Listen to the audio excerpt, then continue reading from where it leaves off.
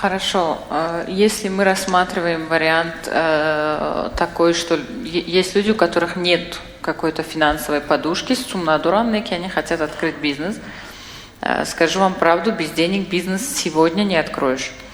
И тяжело, даже да, если откроешь, то есть, очень тяжело. Если, например, вот мастер, да, по маникюру, она хочет открыть свой салон, что она должна сделать? Она должна пойти сначала поработать там, набраться опыта, набраться, например, клиентов, набраться понимания того, как работает салон, и только тогда она может открыть свой. То есть она подзаработает какие-то деньги и сможет уже начать свое дело. Но для того, чтобы начать дело, так или иначе нужны деньги.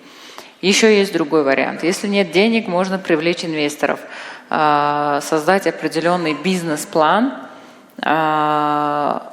найти инвестора, а инвестора найти сегодня очень тяжело. То есть вот если вы придете к кому-то, скажете, мада сумте, он скажет, баруй чима боят, тогда буарканом. Бале, таджриба не есть. Да, то есть у вас нет опыта. Портфолио. Да, портфолио. Или же у вас должен быть большой опыт работы не как предпринимателя, а как, в принципе, Коргара в этой сфере. Да, успешное такое портфолио, да, чтобы человек сказал, ну да, он действительно разбирается в этой сфере, посмотрел его бизнес-план, понял, насколько человек опытен именно в этой сфере, и ему просто нужна поддержка. Да. И финансовое вложение. Это другой вариант.